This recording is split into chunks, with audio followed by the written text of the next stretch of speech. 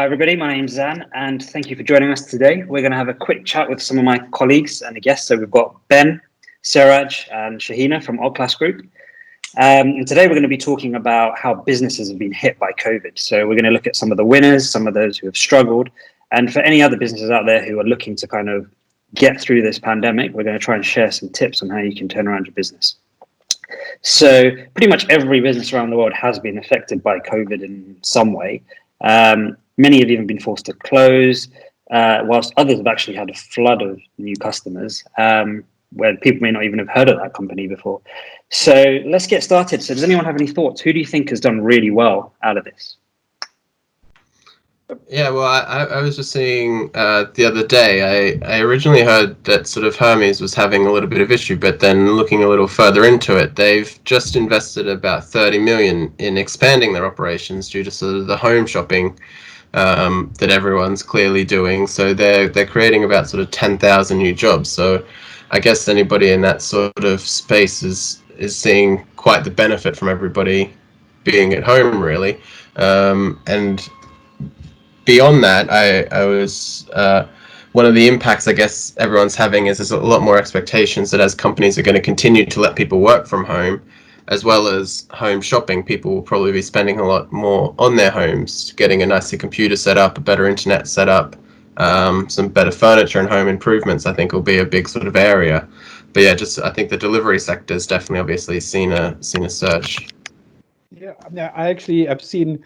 I read an article that the 5 industries that are really thriving through this time is gifts and occasions, online gifting. So you kind of you can't really go out to dinner anyway these days. You can rather do something at home. Home and gardening, health and fitness, food and drink, all kind of buying for in-house and beauty products were 5 industries that were still kind of thriving. Plus, to go back to your point, Ben, I also saw Best Buy. They kind of put a lot of their staff, thousands of their staff in the US on short time, or they didn't furlough them completely, but they've now actually hired them all back, and they're actually thriving again based on online shopping. They've just changed their focus. A lot of positions and what they were doing has shifted to kind of go with the online shopping kind of vibe. I mean, I would say logistics has been the biggest winner, because it's not only sort of the consumers buying online, because even someone like myself who wouldn't normally buy a lot of stuff online, I've also now switched, especially things like Amazon. So logistics has definitely been the biggest winner for the consumers, but also then for some of the programs I've been watching in regards to the supermarket, and getting that produce. Sort of they've had to. I mean, I think it's kind of gone down to a bit of normality now, but initially, logistics like the trucks, etc., deliveries would have to run more than normal. There's like I think three times a week when they were delivering instead of once or twice with fruit and veg. So it's actually across the board, I think, logistics. And then I think Siraj, the thing about the health and fitness, that's most probably been another big winner. I know even though there's a lot of free workouts available, I think the equipment that comes with it, people have invested in that. And then you've got the people who are massive gym goers, and they've gone and made their own little gyms at home and stuff. And then I would say the on-demand delivery, food delivery, Uber Eats and Deliveroo, they've definitely sort of, I would think, done very well out of this. Whether that's a sustained growth or not, it's wait and see kind of thing once restaurants, etc., open. But in looking around, those would also be the biggest winners. Yeah, I think that makes sense. I mean, obviously the tech industry as well. So if you look at remote working, remote education, every business school has had to adapt as well. So I think Zoom was obviously a big winner. So I remember reading a statistic. They only had 10 million users at the kind of beginning of the year. And then by April, they had 300 million users. Yeah. So that's massive growth. Just on that, then their share price, 23rd of January was $74. 10th of July, $275. Wow. So I think that says quite a bit on what's happening with them. And then another one, just to go with that, Canva, the online kind of, they in October 2019 valuated at 3.2 billion. 22nd of June, 6 billion. So it's kind of the jumps in these kind of real value that's being created, or let's not get into the whole thing of what's real value and what's when it comes to evaluation. But from a value perspective, those are two examples of real booming share prices and valuations. Canva is run and owned by a 30-year-old Australian lady. Yes, I thought you might say something like that. My counterpart in age and nationality at 6 billion in worth. Yeah. So yeah, it's great to know. Yeah. I guess just out of interest, actually, I saw today on the tech front, Slack is actually filing a lawsuit against Microsoft because they bundle Teams in.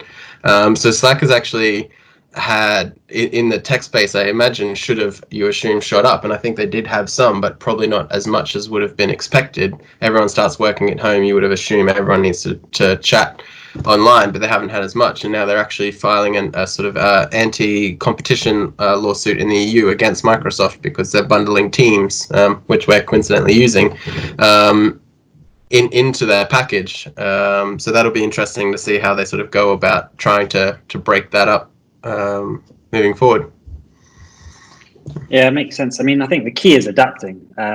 So Microsoft have obviously benefited through Teams, and by giving it away for free as part of the Office package, that's their way of saying, we want to get these users on board. And as you mentioned before with Hermes, they've kind of gone into a new space, or I don't know if it's a new space, but they've put more money into the kind of home thing. So any companies that are struggling, one of the key is to be able to adapt.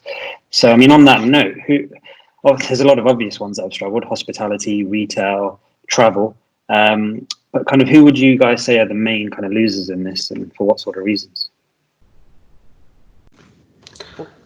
Yeah, so from my side, what I've seen very evident is, like you said, the travel, but also eventing, conferences and eventing, and then all the support functions of those. So that kind of spin off that has really taken a big hit, because it literally dried up completely. Everyone else is trying to do something, but eventing, the guys who built the event stands, promotional kind of products, complete ground to a halt there. So that's another badly hit industry. Yeah. Do you think there's any way they could have pivoted or tried to adapt? So I know a lot of attending a couple of online sort of conferences and so forth, but obviously that's going to be a lot more difficult to make the same sort of revenue and so forth. And like you said, you're not going to run out of those logistics. But do you think that's the kind of space where there could have been an opportunity to pivot? I imagine there's some niche examples of people benefiting, but I wonder if that's an area where there was an option to try and adapt, or if it was just a case of your industry is purely based on face-to-face. There's not much. I think it would have been very difficult, because I've got one of my own sort of contacts, or a couple of contacts, who do wedding planning, and they do all the wedding decorations. And there's just, I mean, in that kind of space, because it is such a physical thing, there's just no way they could have adapted. There was nothing different they could do. They've lost the whole year's worth. One of them's actually done really well. What she's doing is offering small marquee setups and deco setups in gardens. So once you can start having small gatherings, she's sort of adapted from large weddings to offering that. So there was that. But I think when sort of in the events, in the sense of conference and things like that, the people who are in the audio visual space, they've got the opportunities, because they could actually then help set it up and run these virtual sessions. But I think anybody who's working with the physical infrastructure of setting up these conferences, I think they would have struggled to adapt. Yeah, and I think there's an element of kind of user behavior catching up as well. So even people who can adapt, maybe for the first couple of months, people will be reticent about kind of adopting these new ways of doing things, or even with online conferencing or video calls, even though everyone's doing it and everyone did it from the beginning, I think a lot of people probably took a bit of time to adapt to it. So the longer this goes on and the more we have to do these things, then I think people who kind of laid the foundations early on to adapt will probably thrive as this continues, because people get more used to it. So, socializing through your camera. I mean, at the beginning, it was just really weird. You've got webinar or whatever you want to call it with 10 of your mates, and you're trying to do things, talk over each other. But maybe people can do live performances online. Maybe you can sell tickets to that down the line. But then, like Shahina said, that doesn't help the people who are sort of working on the staging or on the other kind of areas that puts together an event, as Saraj mentioned as well. It's interesting in that I've been using I lecture at a business school and entrepreneurship, and when I'm talking about kind of looking for new markets and new product services, we do an exercise that has kind of come out of a book called the Innovators Method, where for the last 4 years that I've been doing it, I kind of ask the students to imagine, and it comes out of the book, what would you do if you couldn't sell your current product to your current client? Now, until COVID, that was always a theoretical kind of exercise to try and be creative, to think of, and maybe you come up with a new product line or a new service. But that's exactly what people have had to do now. And so one of the examples that I've seen within the eventing industry is a company that had a big factory and it had a lot of staff that create the shell system for eventing. They came back and they started creating hand sanitizer dispensers because they had all the knowledge, they had the branding, they had the equipment, and they had the factory to do it. And they literally pivoted, and their business is thriving. So they've kind of took, what are the skills, what are the resources, what do I have? I can't sell what I normally sell. What do I now do? And they pivoted like that. And I think, as we go into the rest of the chat, that's the kind of thinking that we need to be looking at.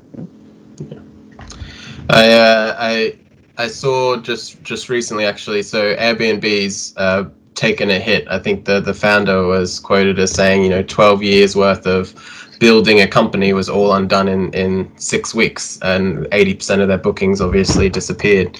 And I've had some friends who have used it as a slight way to get out and stay quarantined, and I've heard of people who were at an Airbnb when it all locked down and they just stayed there for the few months because they're out in the country and have been enjoying it. But I also saw, just interestingly, there's a pub in Ireland and the whole pub is up on Airbnb. Just rent the whole pub out with you and a few of your mates. So that might be the way forward, is private events. You can't, if you don't want to run the door and control who's coming in and out, just rent the whole place out. Yeah, that's a good point. I think with travel as well, I mean, so many people have been hit badly, and at that kind of point, cash does kind of become king. So if you look at some airlines, some of them have already gone bust. I can't really think of any names off the top of my head, but a lot of them are definitely struggling. Whereas, as you've mentioned, Airbnb, all that 12 years of work undone in 6 weeks. But if you look at Booking.com, I read somewhere that some experts have said for them, they've got enough cash to keep them going for 3 years without any revenue. So they're going to be able to weather this storm, irrespective of revenue, just because of that cash reserve. So I think that's another important element. I think this situation actually brought that to light as well. So when we had the financial crash, a number of years ago, it really did affect the banks, and it came to light that how many risks they were taking on, how much liability they were taking. But one of the things that really struck me was very early on in this situation, you were hearing shops and sort of stores and things closing, and a lot of those businesses, high street names, going bust. And I think it brought to light that actually they've taken on a lot more than they could actually afford to do. And it's not so much that COVID has caused them to go bust, but I think it's created that chance for those problems, those underlying issues that they had, to come actually to the surface. So it's and the fact that Booking.com can come out and say that's really very strong. And I think that for me personally, especially initially when a lot of those places were going bust, it just sort of highlighted to me that they've taken on too much liability, and they've not really thought so much about that cash flow. And it really, that's what's caused the issue. I think people are trying to find a lot of different reasons, but fundamentally I think businesses need to consider that. Given that everything's coming back to a slightly starting to open up and so forth, at least here in the UK, do you think that, obviously that's going to have to be something people consider as they start coming back out of business, what do you think is the best way is it to build up that cash flow for a couple of years for businesses to start thinking, what if there's another outbreak, what if I need to start trying to reserve this cash, or will they have to get to a point where they almost need to grow as quickly as possible, and sometimes that is putting most of your cash flow into risk and scaling quickly kind of thing? Do you think people are going to have to be a lot more conservative now? Yes. I think the fundamentals of business where I hold a certain amount of cash flow for a certain period based on planning, that is just going to have to increase, because I think there's so many companies, big and small, that's taken such a huge hit that and nobody saw it coming. I think, and if we don't learn from it, quite frankly, I think we're silly, because I think we almost have to kind of just extend that runway that we have. I mean, right at the beginning of COVID, we saw the stat, Zane, you kind of shared it, with the Small Business Association in London, that said most, on average, small businesses have 27 days of cash flow on hand. That's what they have to survive. Lockdown in South Africa has been 118 days. That's why there's so many companies that are kind of battling, and I think that runway is going to have to be extended as a best practice that we do across the board. Yeah, and I think a lot of instinct is going to be to try growing and sort of bring in that custom, thinking growth is going to bring in that custom. But I would actually say at this moment in time, especially for at least the next 6 to 12 months, it would be about keeping it lean, because this thing is not over yet. And we just don't know how long it's going to take, and we don't know what's going to come up, if there is going to be another sort of, significant lockdown and shutdown of everything, and how long that's going to stay. So as much as I think initial instinct for a lot of people or a lot of business owners is going to be like, okay, we've got to grow, we've got to start spending money to get people coming in, I think it's still too early. I would say it's still another 6 to 12 months before you can really think about where you're going or how you're going to grow. And even that, it wouldn't be immediately. I think it's still a number of years. Yeah, it's a fine balance. So I think you got to be careful. You got to, as Shahina said, get as lean as you can. So I mean, for a lot of businesses that can work remotely, an easy fix would be to kind of get rid of your office space or reduce your office space. I mean, that will obviously hit that industry, which is another side effect, unfortunate one.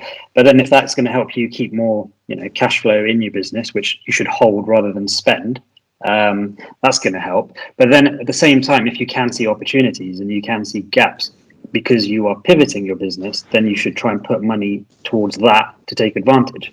Whereas I think it's just a case of being careful, being strategic and picking wisely. And Sarah said, have more of that runway. So don't put everything, even like with your personal stuff, you should always have a set amount of savings for a rainy day. Well, a rainy day has come along now with pandemic, rainy months. So yeah. I wonder if you think there's going to be, I guess, so if you are still scaling up, or maybe you would plan for it and set the money aside, you've just got investment or something, and maybe you sort of paused while COVID got on and you're starting to feel it's opening back up, or even if you wait another 6 months, as sort of mentioned. Do you think it's going to be a different way of scaling now? Do you think it's going to be slower, or do you think it's going to be more sort of partner based? Because obviously the world's becoming a lot smaller now that it's a lot more common to be online, to be speaking like this. Do you think there's going to be a new way of growing business as we come out of this, or should people look at it differently? Is it more partner and collaborative, or? Oh, I'll jump in there. I think definitely. I think what it has shown is how small the globe is, both from a technology point of view, that we can all be sitting in different parts of the world and talking like we are, but B, how small the world is from how quickly a virus can spread around it. So therefore, there's both a physical kind of manifestation of this global village, but also both the opportunities and the threats are not my neighbors. The opportunities and the threats are global, and I think with that, it then again goes to your own personality, your own viewpoint of whether I focus on the threat or whether I focus on the opportunity. And I think to grow a business, the opportunity does lie globally, not necessarily just in your neighborhood. I would think, I think it will definitely change. I think every element of doing business and growing a business is going to change.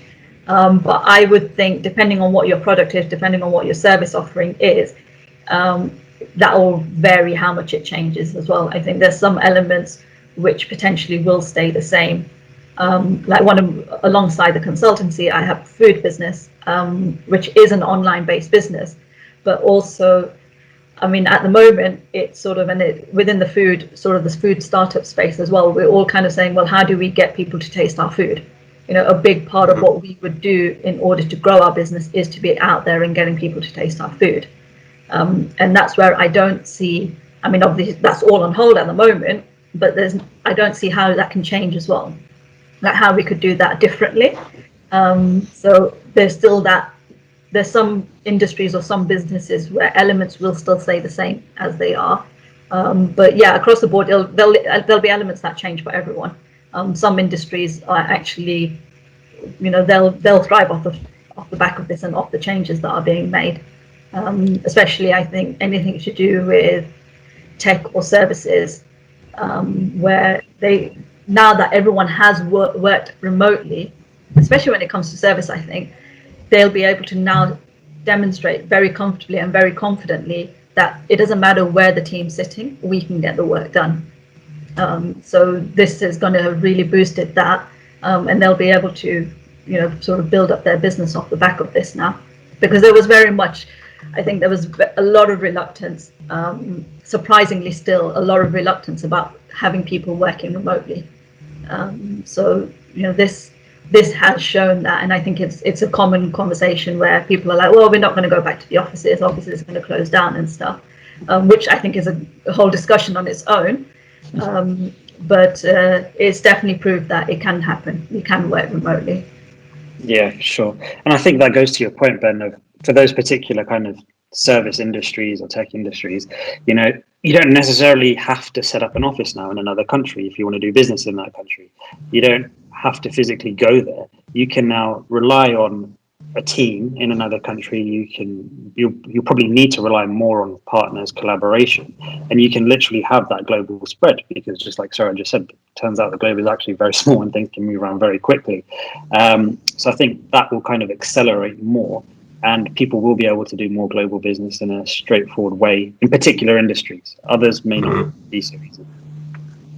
Yeah, I think we're difficult. I know I maybe slightly even took us off track. I know we were sort of looking to talk about companies. I'll try and cycle it back. Someone who hasn't seemingly pivoted, and just in case I've missed anything, I don't think they have, but say Primark, for example, don't sell online, have only closed down, and interestingly, they've also came out and said we're not putting any discounts on anything, because everyone assumed that, oh, there'll be big discounts. They've got a lot of stock, but they've just come out and said we've got stock, but we're not putting discounts on it. And I haven't been to one yet, but I've heard there's sort of quite massive queues for them and so forth. And they've gone. You would assume that a company like that might immediately try to pivot online, especially with all your ASOSs and your Boohoo's, who are giant companies selling fast fashion online. Do you think that decision was maybe a good one, and there might be something in that resilience, and like people might flock back to a bit of normality? Because almost on your point of, you know, do you need to go back to an office? I think you're right. That's a whole discussion. On some level, I want to be able to go out of my house and work in a desk and feel that disconnect from my house where I, you know, have fun and rest and so forth. I kind of want to go sit in an office and just go, all right, this is my workspace for the day. So at some level, I can work from home, but I want some level of office and the option even to have both. Do you think people will still flock to stores looking for that almost normality? It seems to be happening with Primark opening, but they also restricted their access by not going online. Primark's an interesting one, because I think their product, all of their goods are so cheap anyway, because they've got fine margins. So for them, if they went online, then you've got to add in the delivery costs and the price of the goods have to go up. Otherwise, they're not going to be making any profit. So for them, it was probably a strategic decision where our USP is our cheapness. So they can't really offer further discounts, and they didn't really want to pivot the model to affect those margins. And then maybe they just didn't think it would last this long. But even if they did, now that shops have opened up, at least in the UK and in a lot of other countries, people are flooding for that experience. I mean, I know a lot of people who've claim they've been missing shopping. I mean, for me, I've not missed it at all. But a lot of people like enjoy that experience. Not even necessarily about buying the product, because online shopping was booming, but it's about going into a store, physically seeing, feeling things, and thinking, yeah, I want that, or I don't want it. Just the experience. I'm that person. I'm not an online shopper. I'm very much an in-person, go into the shops, and it's because it becomes that, like you said, it is that experience.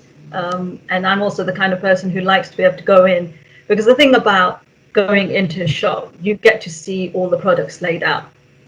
But being online, you've got to have a lot of time to go through and browse through everything. So you either go online to look for things in particular, or then you have a lot of time that you're browsing through. So yeah. Now the interesting, I mean, Primark's obviously doing something well, because they've also come out and said that they're not going to be taking the furlough bonus.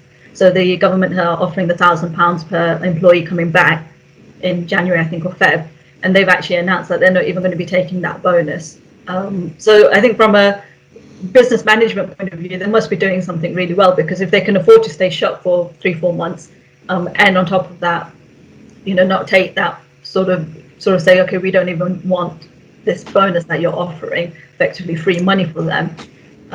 But I think, like Zane said as well, the moment they opened, they did have queues, and whether that is that experience, or whether it's the fact that actually they're cheap clothes and people are just like, we need to go and spend money and we want to be doing it in person, or just generally people like Primark, so then they want to get back and buy those clothes. It's, I think, going to be a mix of items. I mean, I don't know the brand well, but from what you guys are saying, there's also the factor that if they've got a particular target audience, there are more people that are going to shop down due to lack of income. So their target audience almost has grown in the lockdown. So you're kind of going, so that's one factor. But the other points that I wanted to make just on this, because it's interesting, is that pre-lockdown or pre-COVID, everyone kind of said we need a digital strategy. We need a digital strategy. Some people kick the can down the road, and they say we'll get to it, like Primark is doing. But what COVID did is kind of bring it right to here, and it's kind of, we need it now. And so that's again one of those areas that really boomed, is kind of the dev kind of thing, is getting people online and digital is really that's kind of boomed.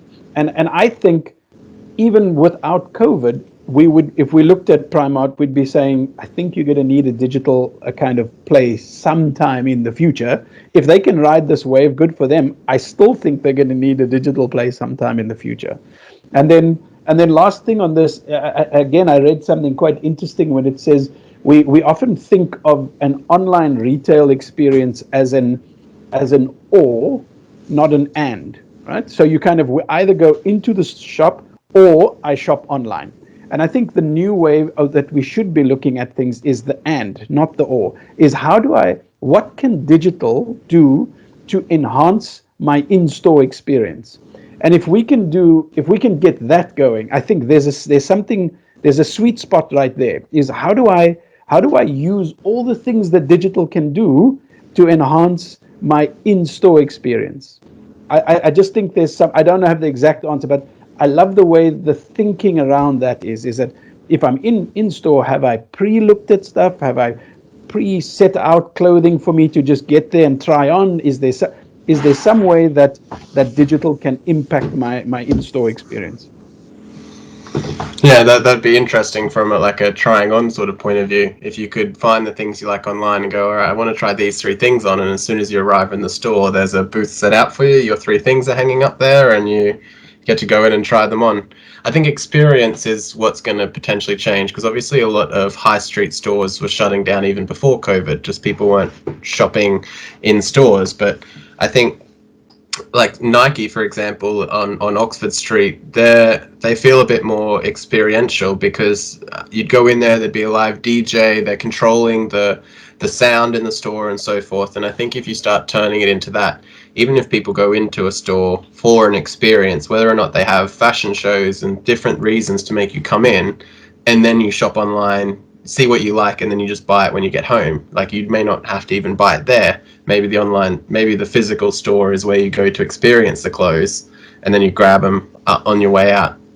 electronically or something like that. It could be a lot of stuff like that, but I think it'll be interesting. I guess we've spoken for a good little bit of time now. Could probably keep going. Did anybody have any other sort of topics or people they were interested in discussing before we wrap up? Just on your thing, and it's again yesterday. Nike reshuffled their entire executive board to make it more digital friendly. So they're absolutely investing in digital, and they've shaken up the entire executive team. And I know I'm just, while I'm doing it, looking at where I read it on CNBC, that they've totally shifted everything up to match this whole digital new wave again. Yeah, that's my final point. Nice. I did like Siraj's point about the about being digital and in person, because also more physical shops that shut down, it's actually going to start affecting also the other services around there. So, you know, the places where you stop up and have lunch, or your little news agents and things like that. So there's also that impact that needs to be considered. And I think that's not an obvious impact that people think of as well. It's always immediately about the job losses. So the idea of doing the actually is something that really should be worked on, and that's where companies should be thinking, and not purely just digital. I think it's going to be interesting. Yeah, sorry, go. Yeah, I was just going to say, I think it's going to be interesting because I think pretty much everyone and everything can change in some way. I mean, some things won't change in general, but every business will have elements of things that have to adapt and move forward. And I think this has just been one of those moments in history. There's always a period where something causes an acceleration of change, a new way of doing things, a new way of living. And I think this is that moment. So it'll be pretty interesting to see over the next 5 years even, you know, how quickly things do change and what the world will look like in 2025 compared to 2010s. Yeah, cool. Well, guys, I think that sort of sums up our time nicely. This is our sort of, I guess, first go at it, so I think it's gone quite well. Should we give a little shout out to where people can find us or follow us if we want to do a little bit more? Shahina, do you want to tell people how to find you or contact you if there's interest? Yeah, sure. So you can find me on LinkedIn, Shahina Rasool.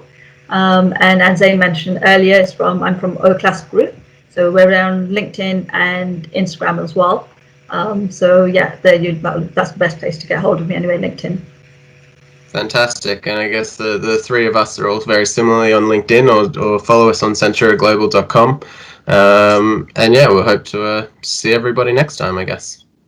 Cool. Thanks so much, Shahina. Cheers. Bye. Cheers. Bye.